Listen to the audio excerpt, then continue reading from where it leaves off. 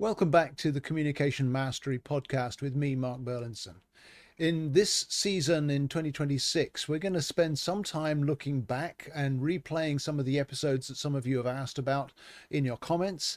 And in between those, I'm going to be back with little snippets each week of helpful information that you can put into practice in your business, in your life, to help you grow your communication mastery. And this week we're going back to a previous episode, and I know you'll enjoy it. I've picked this one out because it's been one that's been requested again and again. So take a listen with me back to this episode of the Communication Mastery Podcast. And so I'm delighted to welcome Stephanie Wilson. Welcome, Stephanie. Glad to have you with us. Looking forward to our conversation. Thank you. So why don't you tell us a little bit about yourself, what you do, so that we get to know you. Okay. Well, I am the advancement director with Ground Zero Ministries, which is a ministry that focuses on middle school and high school students and all of the craziness that goes on in our middle school and high school lives. We basically try to share the gospel with them, giving them another avenue to consider amongst all of the other social media messages and messages from home, messages from school, everything that they're processing. And just we want to rise to the top of that and introduce them to Christ, because we really feel like no matter what's going on, if you have that relationship, then everything else will be more manageable. That's great. So how many youth do you overlap with in a typical week? Between 125 and 150 every single week. So that gives us a good base. We have about 40 volunteers that help the 7 of us as staff to manage and build those relationships and to play games. You know, when the students come in, they're coming from school or practice, so it's a great place for them to come and still connect with their peer group, but decompress, not have to worry about moms and dads being around, coaches, teachers, just a fun time of students interacting with students. So there's that kind of, it takes the pressure off for them. They can be themselves to some degree by the sound of things. Yes, yeah. And we want them to be themselves. Awesome. That's how we most authentically connect. Right, yeah.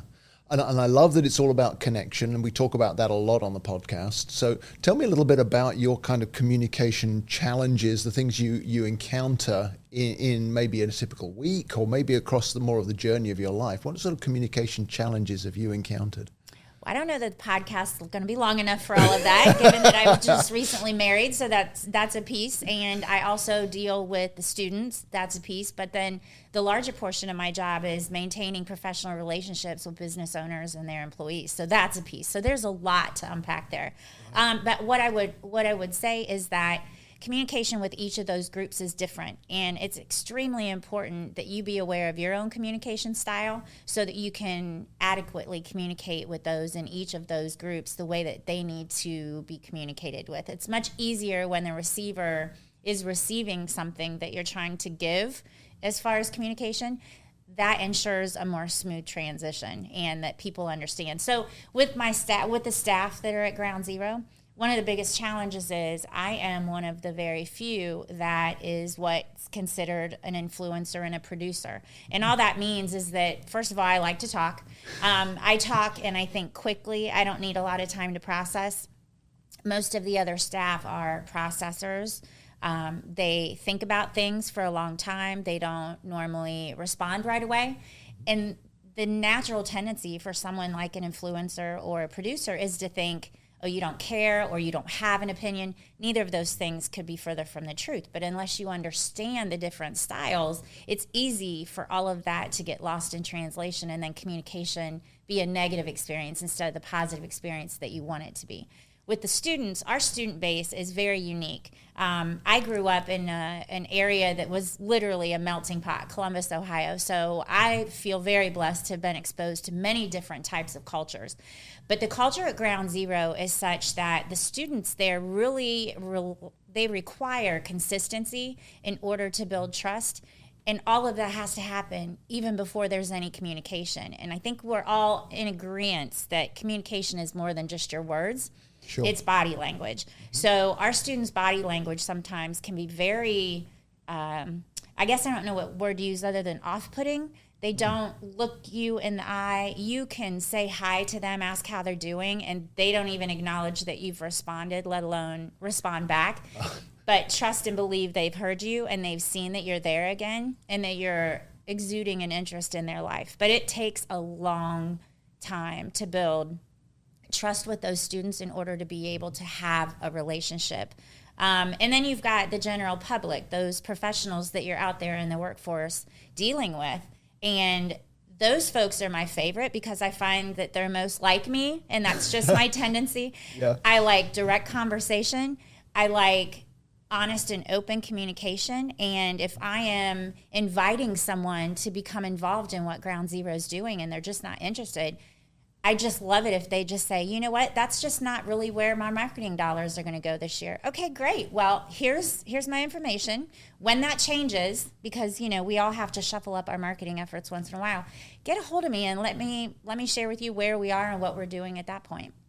I love that. So there's a lot of adaptability going on in what I'm hearing from you. There's a lot of you having to adjust. Talk to us a little bit about what the process is for you when you're dealing with the teenagers, and maybe they're giving you the shoulder or they're just ignoring you. What kind of process do you go through so that doesn't kind of push you off track or discourage you as you want to make a connection with them? Well, and that was a process because I have 6 children of my own. Teenagers are one of my favorite segments of the population because my teenage years were so tumultuous. And I really feel like that's a reason that I have to relate to these students, and more importantly, the reason why I want to give back. I had wonderful parents, wonderful upbringing, but outside of that and their adult friends who are now my surrogate parents as well, I didn't have a lot of people that paid attention and poured into my life. Yes, I had a youth pastor, but he was all about the guys in our youth group. So when I got pregnant as a teenager, there was really nobody to talk to. I certainly wasn't going to go tell my parents.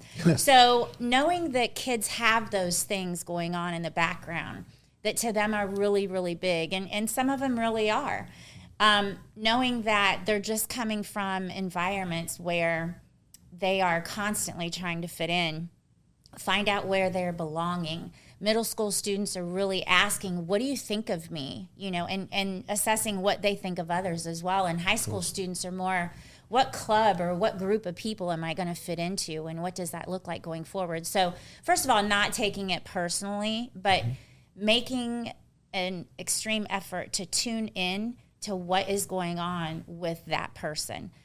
Sometimes reading that body language is good. So you may know whether or not to approach or not. Sometimes when kids just have a really rough day, we as adults are like, ooh, I must give them their space. But actually the opposite's really necessary. It's important that you go up and say, hey, it looks like you've had a rough day. You want to talk about it? Sometimes they will and sometimes they won't. With the students too, it's interesting when they come up and share something with you, even if you have no clue what a glizzy is, you need to be real with them. Be authentic and say, I've never heard that term. Do you mind sharing with me what that is? And let them make fun of you for not knowing, right? Because that's really the connection point, right? Is you begin to have a connection with someone on a different level than where you're normally operating, and that creates a huge connection. And I think when we're able to be authentic and vulnerable, that the kids notice that, first of all. And they also notice when you're trying to be fake. Don't ever say you know something that you don't, because they will absolutely call you on it. And they will always remember that. So being authentic in your communication is so super important with these teenagers, because they're desiring that connectedness and that authentic relationship with multi-generational individuals in their lives. That's great, yeah. And it's funny that you pick out the glizzy, because I had to look that up just a few weeks ago when somebody used that with me. I'm like, I have no idea what that is. Yeah, or when they walk up and say, your drip is on point. I'm like, wait, what? What's excuse leaking? Excuse me? Yeah. Yeah. It's hilarious. But I love the self-awareness I'm hearing in the way you're describing what you're doing in your interaction with the teenagers, but I'm guessing that also applies when you're actually interacting with the business community or folks in your role, introducing Ground Zero to other people. So talk to us a little bit about how your self-awareness has grown on your communication journey. How have you developed that sort of self-awareness? Was it just that it kind of came to you naturally, or did you have to work through? No, it doesn't come to me naturally. Right. I can give you an example. When I first came to South Carolina in 2017, I was hired immediately by the city of Myrtle Beach in the Human Resources Department. Such a blessing. I had been asked by my director to obtain some information, which only the director of another department had. So I sent an email, introduced myself, made my request, and ended the request with, if I may, I'd like to follow up by end of business tomorrow. That timeline was driven by when my director wanted the information. I, of course, didn't get the information in a timely manner. So I made a phone call and asked the director if she had received my email, first of all, and if she'd received it, if she'd had time to respond, and if not, if I could just stop over and get the information that I needed. Within 15 minutes, my director received a phone call from the person with whom I was trying to get the information and said, boy, your new hire is really aggressive. She needs to tone it down a little bit. In my mind, very task-oriented, I'm focused on producing results. That wasn't aggressive. That was just doing my job. Mm-hmm. So it is being aware of the softer approach. The culture here in South Carolina is much slower paced than it is in Columbus, Ohio, which was one of the many reasons that I moved here. So, you have a lot of Northerners trying to change things when they get down here. Our way is better. No, it really isn't. And adapting is critical to that. One of the ways that I became self-aware that I was aggressive was listening. You have to be able to receive some of the things that people share with you, because perception's reality, and you're not allowed to tell someone that you didn't make them feel a certain way. So you have to be comfortable enough with yourself to receive some of that feedback and then actually do something with it. But I have been a single person for a long, long time and recently got married. And so going through all of that, again, self-discovery and rediscovery of who I am as a person on a personal level was rough. Because I do tend to be, I think of something and I make a decision and I move forward.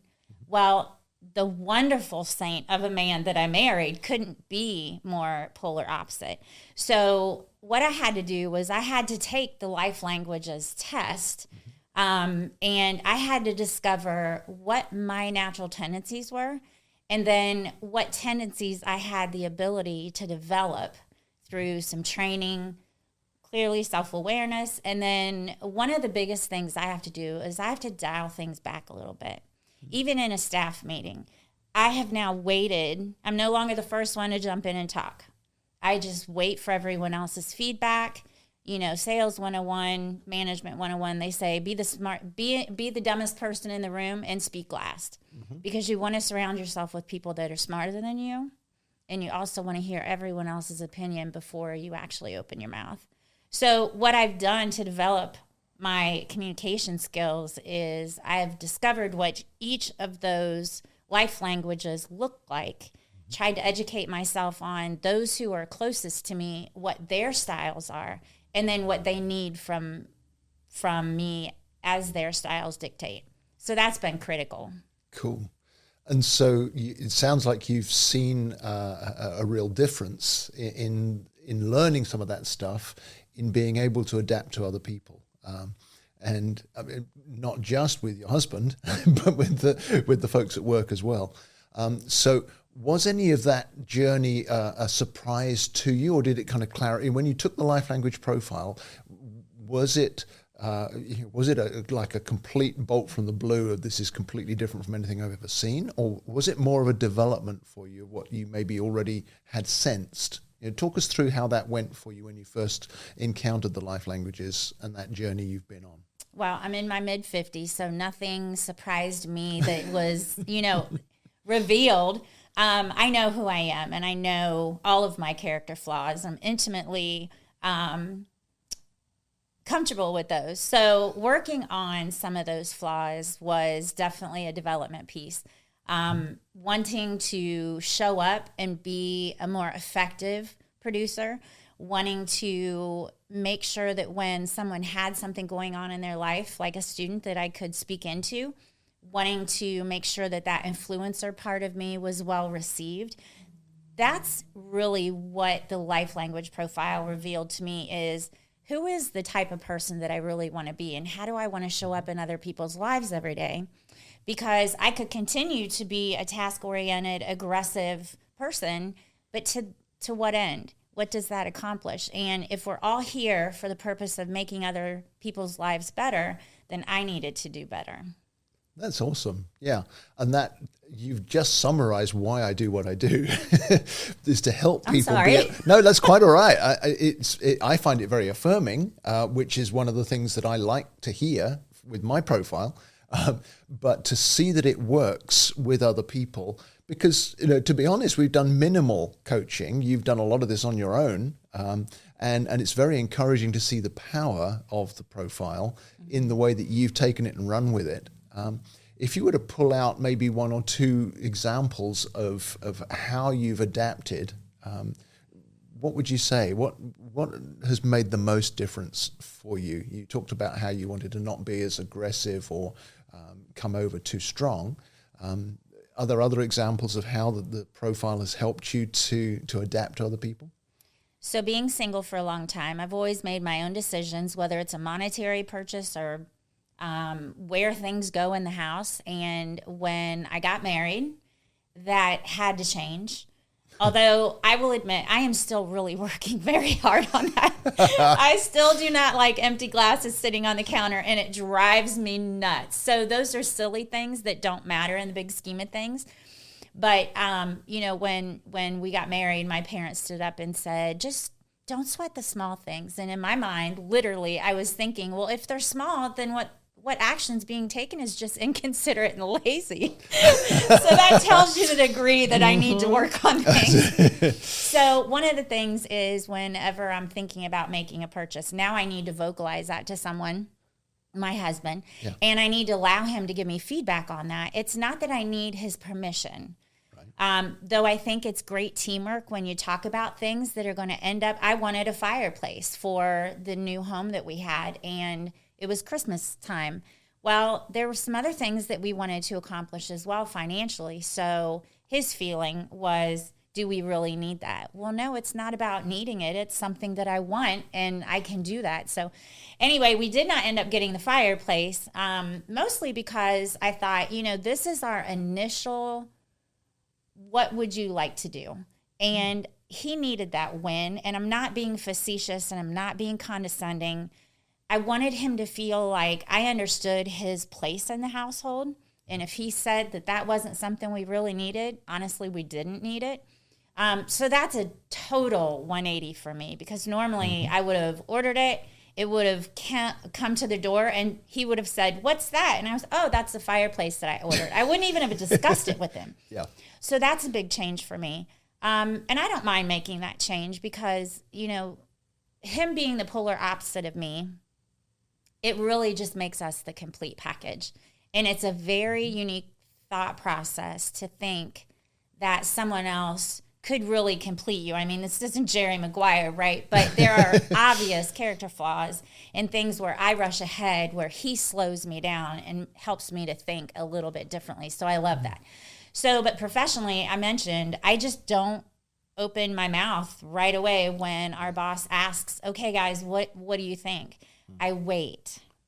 And that's hard for me too, because again, operating as a single mom for so many years with a child with medical complications that required a very direct approach and seeking answers and going to the source, I am very much a bull in a china shop sometimes. And you realize that and you think, well, yeah, but things need to get done.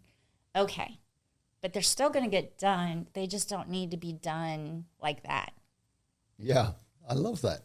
So it sounds like you and your husband have actually contributed to each other's communication growth just by being completely different. That's a very accurate statement. By nature, he is not a great communicator. His dad wasn't. That's not something that comes naturally to him. But he aspires to be a better communicator. He would be a great public speaker and is very comfortable in that space. I, on the other hand, am super comfortable talking. Unfortunately, do that a little bit too often. But again, that's what we're working on. And just always at the end of the day, I want to make sure that I did things well. That's the goal with the students, with the staff, with my husband, with everyone. I just want to make sure that I speak things that matter to them. I don't always get it right. Neither do any of us, do Yeah. we? But understanding where the gap came and what to do about it sounds like you've really embraced that, and that's so encouraging to me that you've gained that out of our time together, and it's helped you and your husband to really strengthen your relationship as well as made a difference at work. So that's cool. So thank you. It's been great chatting. Anything else you'd like to add? I mean, presumably you'd recommend the life languages to other people. I do. I just think that the people that we interact with every single day, whether it's by choice or by force, they need to be important. And in order for us to communicate well and to avoid a lot of frustration for ourselves, we need to make sure that we are self-aware. We need to make sure that we understand what communication really is and everything that it entails, and then how to best do that, because everything that happens is a result of communication, either good or bad communication. So I think it's extremely important. That's great, Stephanie. Thank you. And thank you for what you and the team at Ground Zero do. The youth of our town need it. But I think you have a great impact on the businesses in the area too, just by drawing people together to support what you're doing. So. We love our partnerships. So, yeah. So thank you for spending time with us today, and all the best in communication going forward. Thanks. Thank you so much for listening to today's episode. It would mean a lot to me if you'd rate and review the podcast so it helps more listeners to find us. But also, would you give me your feedback on things you'd like to hear about in future episodes? And remember to share the episode with a friend if you see something that would benefit them as well. You can reach me with feedback through my website at markburlinson.com. Just click on the contact button and send me a message. I respond to everyone personally, and I really want to hear from you. So thank you again for listening, sharing, reviewing, and giving me your feedback.